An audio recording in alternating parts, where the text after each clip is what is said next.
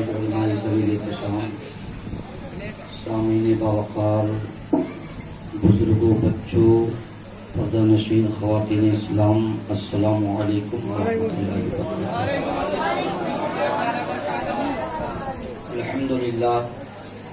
الحمدللہ الذی فضل سیدنا محمدا علی العالمین جميعا وأقامه يوم القيامة للمذنبين المتلوثين الخطائين الهالكين شفيعا۔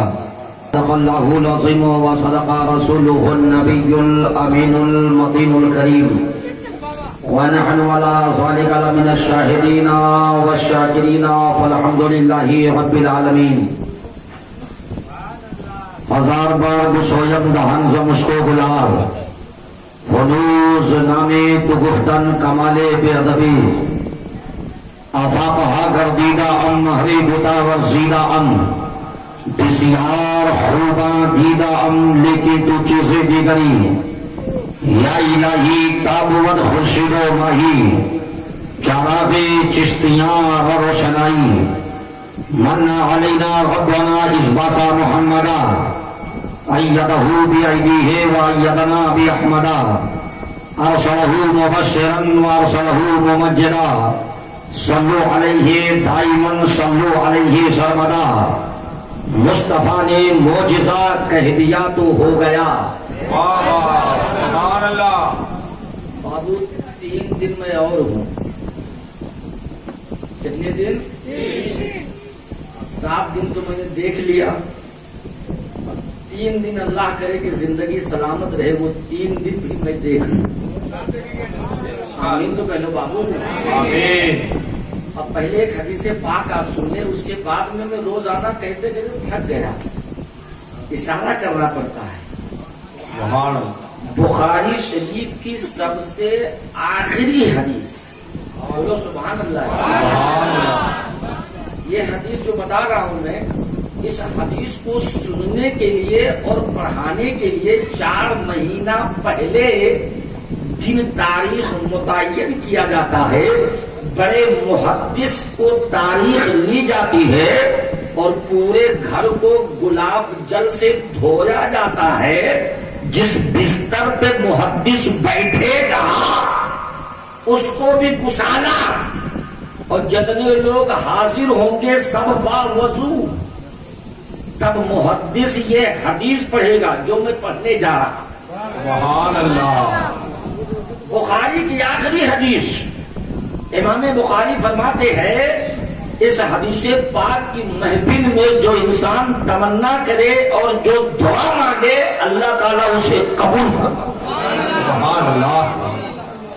عن ابی ہریرہ رضی اللہ تعالی عنہ قال قال النبی صلی اللہ تعالی علیہ وسلم کلمتان حبیبتان الی الرحمن خفیفتان علی اللسان ثقیلتان فی المیزان سبحان اللہ و بحمدہ سبحان اللہ العظیم۔ سبحان اللہ۔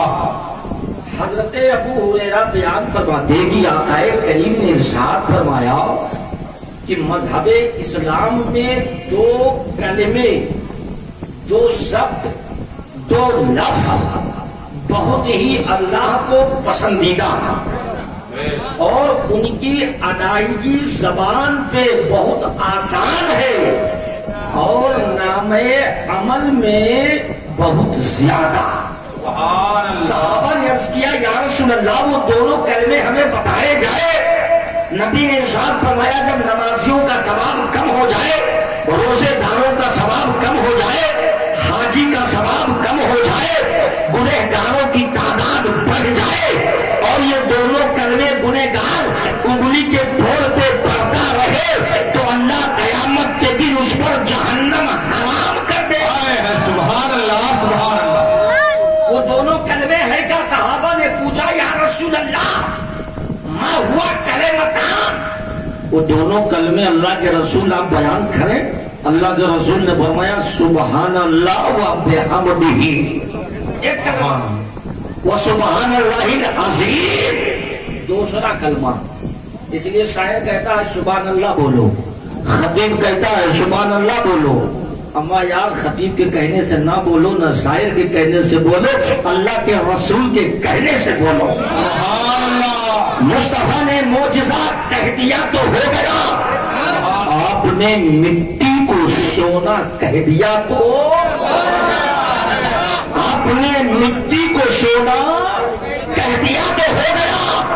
اور یہ مشہور کرامت ہے میرے غوث پاک کی، آپ نے لڑکی کو لڑکا کہہ دیا ہو گیا۔ سبحان اللہ، سبحان اللہ، اور رسول کی تعریف یہ ناچیز گنہگار نہیں کر سکتا، حسنین کی تعریف میں نہیں کر سکتا۔ حتیم رضا پکڑا بریلی گیا، سرکار امام اہل سنت شبابہ کنز رحمت غورا سے پہلے معرفت امام احمد رضا خواہ فضل بریلوی، آپ رسول کی تعریف کرو، حسنین کی تعریف کیا ہے؟ میرے رضا ارشاد فرماتے ہیں ارے میں کیا پوری دنیا رسول کی تعریف نہیں کر سکتا، اور رب جانے رسول جانے اور دنیا نہیں جان سکتی، سبحان اللہ، رسول کو میں نہیں جان سکتا۔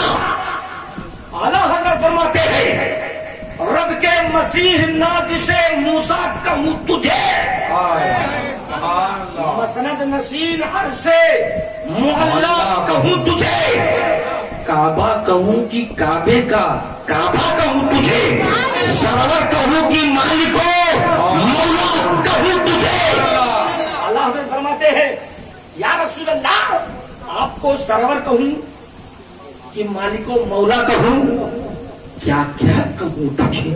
اگر کچھ کہتا ہوں تو کچھ چھوٹ جاتا ہے، کچھ کہوں گا تو کچھ چھوٹ جائے گا۔ اعلیٰ حضرت فرماتے ہیں سرور کہوں کہ مالکو مولا کہوں تجھے، باغے خلید کا گلے زیبا کہوں تجھے، لیکن اعلیٰ حضرت فرماتے ہیں نہ میں رسول کی تعریف کر سکتا اور نہ ان کے بچوں کی۔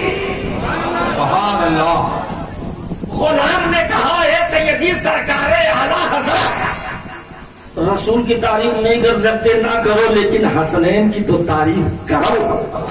اعلیٰ حضرت فرماتے ہیں میرے قلم میں طاقت نہیں، میرے زبان میں قوت نہیں کہ میں حسنین کی تعریف کروں، لیکن لوگوں نے کہا نہیں کرو۔ اعلیٰ حضرت قلم اٹھاتے ہیں، ارشاد فرماتے ہیں کیا بات رضا، واہ واہ، کیا بات رضا اس چمنستان کرم کی، اس چمنستان کرم کی، کیا بات رضا۔ اعلیٰ حضرت فرماتے کوئی بات ہی نہیں، کیا بات، یعنی بات اتنی بھاری ہے کہ میں اس کو کاغذ پہ لکھ نہیں سکتا، بات اتنی بھاری ہے نہ قلم چلتا نہ زبان بول سکتی۔ اعلیٰ حضرت فرماتے ہیں کیا بات رضا اس چمنستان کرم کی، زہرا ہے کلی جس میں حسین و حسن پھول، فاطمہ زہرا کلی حسن پھول حسین پھول، حدیث پاک ہے نبی فرماتے ان الحسن والحسین ہما ریحانیہ من الدنیا، سبحان اللہ، حسن حسین جنتی پھول۔ اعلیٰ حضرت فرماتے ہیں حسن پھول، حسین اچھا پھول کیا کرتا ہے؟ پھول کیا کرتا ہے؟ کیا کرتا ہے؟ مہکتا۔ پھول کیا کرتا ہے؟ اور اگر اسے غلام نبی چھو لے اور قبرستان پہ ڈال دے تو مہکتا بھی ہے اور مردے کو بخشواتا بھی ہے، مہکتا بھی ہے بخشواتا بھی ہے۔ نبی فرماتے حسین پھول، حسن پھول اور پھول مہکتا ہے، اتنے مہکے ہوئے ہیں مدینے کے پھول، کربلا تیری قسمت پہ حسین مہکے۔ میں نے کہا ڈھیبروا سے پھول لاؤ، پھول لایا، پھول مہکا۔ میں نے کہا لیکن ہندوستان کا پھول لاؤ گے تو پھول مہکے گا، لیکن دنیا میں ایک پھول ایسا بھی ہے جو مہکتا بھی ہے چمکتا بھی۔ اب آپ سوچتے ہوں گے یا اللہ یہ کون سا پھول ہے جو مہکتا بھی ہے چمکتا بھی ہے؟ میں نے کہا ہندوستان کے کسی کونے سے لاؤ تو مہکے گا چمکے گا نہیں۔ پاکستان کا پھول ہے مہکے گا چمکے گا نہیں۔ بریلی کا پھول ہے مہکے گا چمکے گا نہیں۔ عرب کا پھول ہے مہکے گا چمکے گا نہیں۔ کسی دنیا کے کونے کا پھول لاؤ وہ مہکے گا چمکے گا نہیں۔ غلام نبی نے مچل کے کہا ہاں دنیا میں ایک باغیچہ ایسا ہے اگر اس باغیچے کا پھول لاؤں تو وہ پھول مہکے گا بھی چمکے گا بھی۔ قاری فریاد صاحب نے کہا وہ کون سا باغیچہ ہے؟ میں نے کہا کوئی اور نہیں وہ فاطمہ زہرا کا باغیچہ ہے۔ اس کا پھول لاؤ وہ مہکتا بھی ہے چمکتا بھی ہے۔ سبحان اللہ۔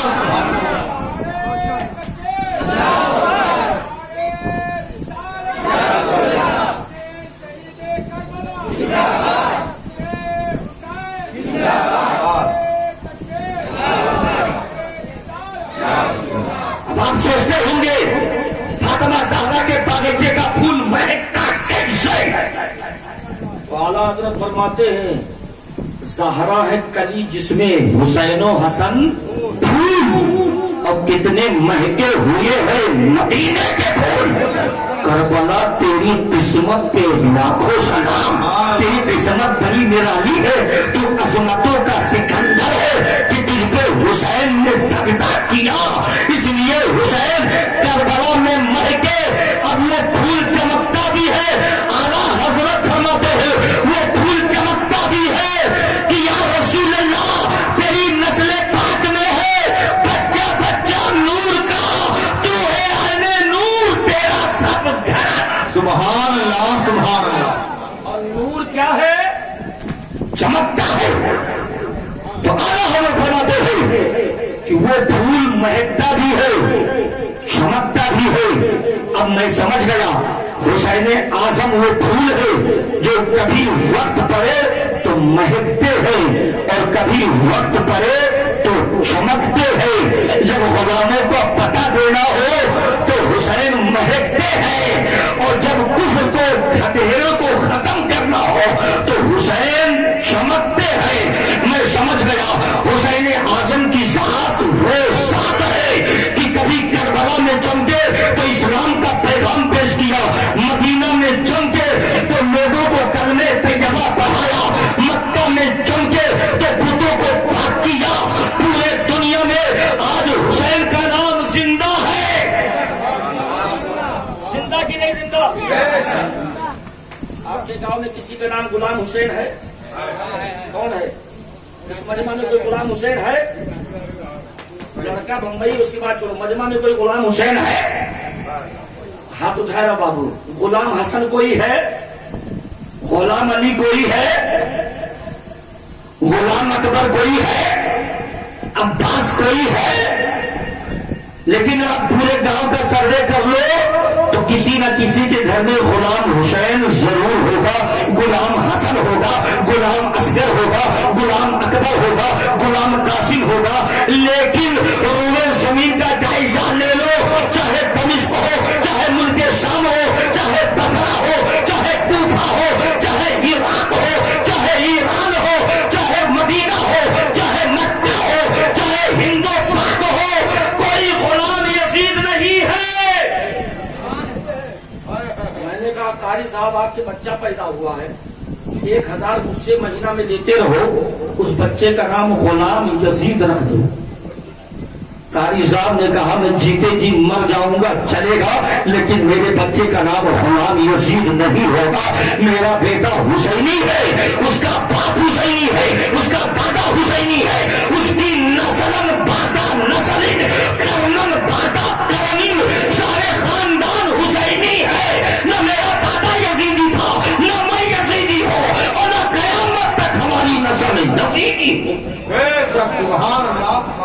یہ کوئی غلام یزید نام رکھنے کو تیار نہیں ہے، اس لیے کہ یزید مر گیا، زندہ میرا امام ہے. حسین کل بھی زندہ تھے, حسین آج بھی زندہ ہے. حسین کی زندگی دیکھنا ہے تو آؤ مدینے والوں سے پوچھیں. مدینے والے مورخ حضرت ابو سعید خدری بیان کرتے ہیں, کل میں نے ذکر کیا تھا امیر معاویہ رضی اللہ تعالی عنہ نے جب 20 سال حاکم رہے اور 20 سال خلیفہ رہے تو خلافت کے جب آخری دور چلے سن 60 ہجری کی بات ہے تو یزید بڑا نیک آدمی تھا, یزید بہت اچھا آدمی تھا. امیر معاویہ صحابی رسول, یزید آیا کہا میرے بابا, اے میرے ابا, آپ کے بعد خلیفہ کون ہوگا؟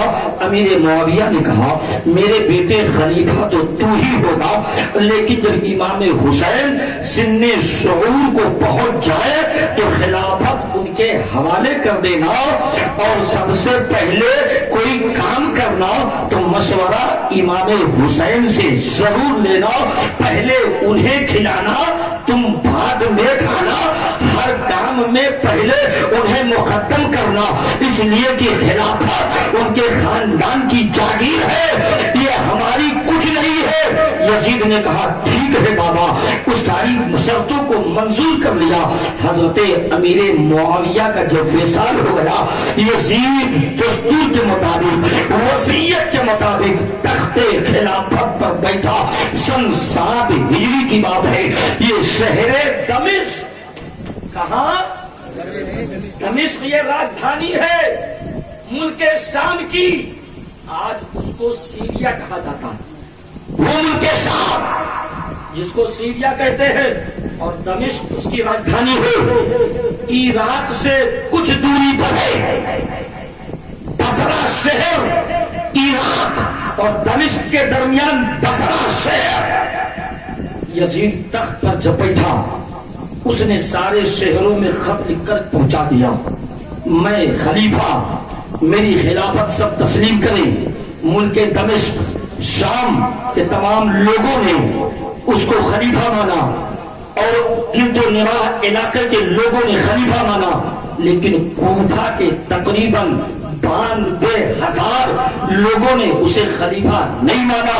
امام حسین کو خلیفہ ماننا چاہتے تھے, اس لیے کہ شہر کوفہ یہ مولا علی کے محبت کی نشان ہے. سن 16 ہجری یا 17 ہجری میں شہر کوفہ کو بسایا گیا, اور بسانے والے کوئی اور نہیں جنتی صحابی ہیں جن کا نام سعد ابن ابی وقاص, اور انہی کا بیٹا عمر, جو سعد ہیں جنتی, انہی کا بیٹا عمر جو امام حسین کو کربلا میں شہید کرتا ہے, وہ جنتی صحابی کا بیٹا عمر, چونکہ سعد نے شہر کوفہ بسایا اور علی سے وہ لوگ بڑی محبت کرتے تھے. یزید کو لوگوں نے اپنا خلیفہ مانا, لیکن کوفہ والوں نے خلیفہ نہیں مانا. مدینہ میں کچھ لوگوں نے مانا, مکہ میں 75% لوگوں نے یزید کو اپنا خلیفہ مانا. اور مدینے کا جو حاکم تھا ولید ابن عقبہ, اس کو خط لکھا یزید نے کہ اے ولید ابن عقبہ, تم پرزینٹ ٹائم مدینہ کے حاکم ہو اور وہاں پہ حسین ہے, ان سے تم میری بیعت لے لو. عبداللہ ابن عمر ہے, عمر کے لڑکے, ان سے بھی میری بیعت لو. عبداللہ ابن زبیر ہے, ان سے میری بیعت لو. اگر یہ 3 لوگوں نے میری بیعت قبول کر لیا تو سمجھو پورا علاقہ ہماری بیعت کو مانے گا. یہ خط میں لکھا ہے.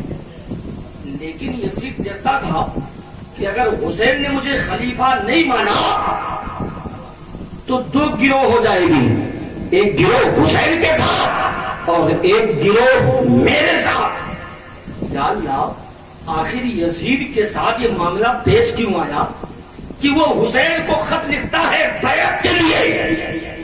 کیونکہ جب اس کے امیر معاویہ زندہ تھے تو اس کا شراب پینا, اس کا ظلم کرنا, اس کی تمام برائیاں چھپی تھی، یہ ظاہر نہیں کرتا تھا، لیکن امیر معاویہ کے انتقال کے بعد، ان کے وصال کے بعد یہ کھلم کھلا شراب پینے لگا، زنا بدکاری کرنے لگا۔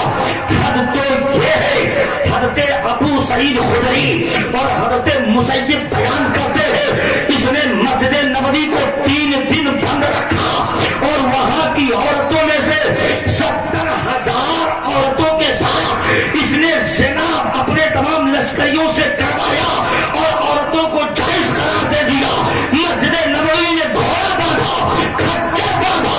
حد تو یہ ہے کہ خانہ کعبہ کے گراف کو پھاڑ دیا اور اس کو آگ لگا دیا۔ مکہ والے کہتے ہیں، حضرت ابو سعید خدری کا بیان ہے کہ حضرت مسیب خانہ کعبہ کے اندر ایک پتھر میں چھپ گئے اور 3 دن تک یہ چھپے چھپے سب دیکھ رہے تھے۔ نہ جانے کتنے ہزار لوگوں کو انہوں نے مار ڈالا۔ یہ سارے اس کے ظلم و ستم تمام صحابہ بھی دیکھ رہے تھے۔ حسین ابن علی نے سوچا یہ ظالم ہے، میرا امام نہیں ہو سکتا، یہ شرابی ہے، شرابی امام۔ ارے امام صاحب شراب پیے نماز پڑھائیں، پڑھو گے؟ امام صاحب ڈاکہ ڈالے، نماز پڑھو گے؟ لیکن آپ جانو گے تو آپ کی نماز ہوگی ہی نہیں، اس لیے کہ فاسق میں جانتا ہوں کہ امام فاسق ہے تو امام کے پیچھے میری نماز، اور اگر نہیں جانتا ہوں تو نماز ہو جائے گی۔ حسین جانتے تھے یہ بدکار ہے، فاسق ہے، فاجر ہے، اس لیے اپنا ہاتھ اس کے ہاتھ میں دینا نہیں چاہا۔ ولید بن عقبہ نے کہا حسین اعظم یزید کا خط میرے پاس آیا ہے کہ تم تینوں سے بیعت لی جائے، عبداللہ بن زبیر کو، عبداللہ ابن عمر کو اور حسین ابن علی، تینوں لوگوں کو اپنے گورنر ہاؤس میں بلایا۔ ولید بن عقبہ نے بلانے سے پہلے مروان ابن حکم کو بلایا، بلانے کے بعد مشورہ لیا، اے مروان، حسین ابن علی کو یزید نے بیعت کے لیے کہا ہے، آخر میں ان سے کیا کہوں؟ مروان نے کہا پہلے تم یزید کی بات پیش کرنا، اگر حسین نے مان لیا تو ٹھیک ہے، اگر نہیں مانے تو انہیں قتل کر دینا۔ ولید نے کہا معذاللہ، تم ایسا مجھے مشورہ دیتے ہو کہ آل رسول کے خون سے میں اپنے ہاتھ کو رنگین کر لوں تاکہ میدان حشر میں اللہ کے سامنے چہرہ لے کر کیا جاؤں گا؟ ولید نے اتنی بات کہی، امام حسین کو پیغام بھیج دیا۔ امام حسین چند ساتھیوں کے ساتھ ولید کے گھر میں داخل ہوئے، ولید کے دارالحکومہ میں داخل ہوئے۔ امام حسین اندر گئے اور ساتھیوں سے کہا تم لوگ باہر کھڑے ہو جاؤ۔ تمام ساتھی باہر کھڑے ہیں۔ امام حسین نے کہا اگر اندر آواز بلند ہونے لگے تو تم لوگ بھی اندر آ جانا، اگر آواز بلند نہ ہو تو تم لوگ باہر ہی کھڑے رہنا۔ امام حسین اندر گئے۔ ولید ابن عقبہ نے بڑے ادب و احترام سے امام حسین کو بٹھایا، بٹھانے کے بعد کہا سرکار آپ کے بابا کا میں غلام تھا، آپ کے نانا کا میں غلام تھا، میری ایک عریضہ